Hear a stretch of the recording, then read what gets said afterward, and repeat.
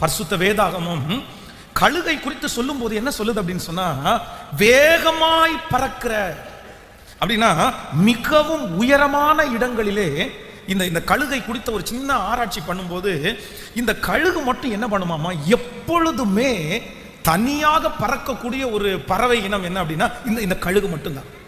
இது வந்து தனியாக தான் பறக்குமாம்.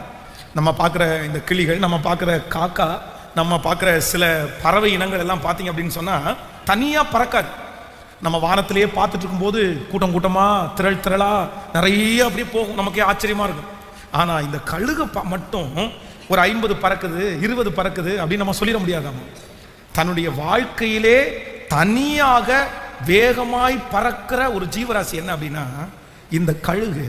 அப்போ நம்பர் 1, முதலாவதாக ஒரு தேவனுடைய பிள்ளைக்கு ஒரு பெரிய அபிஷேகம் வேணும், கழுகை போல அபிஷேகம்.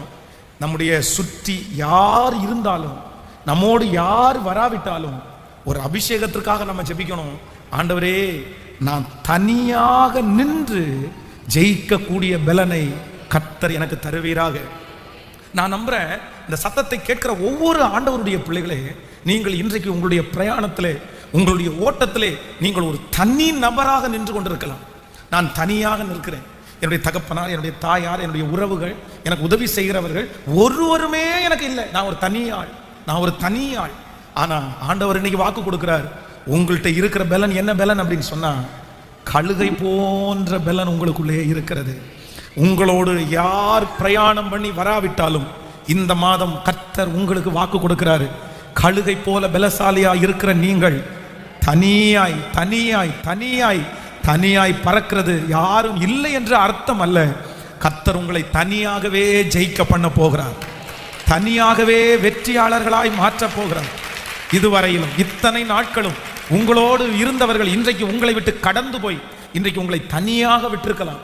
நான் என்ன செய்வேன், நான் தனியாக இந்த காரியத்தை பண்ண முடியுமா? நிறைய பேர் சவால் விடலாம், உன்னை ஒரு ஆளா இருந்து பண்ணிருவியா அப்படின்னு சொல்லலாம். எல்லாரும் உங்களை விட்டு இப்பொழுது கடந்து போய் ஆதரவற்ற ஒரு சூழ்நிலையில நீங்கள் இங்கே வந்திருக்கலாம். ஆனா ஆண்டவர் சொல்கிறார், கர்த்தருக்கு காத்திருக்கிற நீங்கள் எப்படி போவீர்கள் என்றால், தனியாய் நீங்கள் இருந்தாலும் நீங்கள் தோற்று போவது இல்லை. கர்த்தர் உங்களை தனிமைப்படுத்தினதற்கு ஒரு நோக்கம் உண்டு. கர்த்தர் உங்களை தனிமைப்படுத்தினதற்கு ஒரு காரணம் உண்டு. அவர்களை வைத்து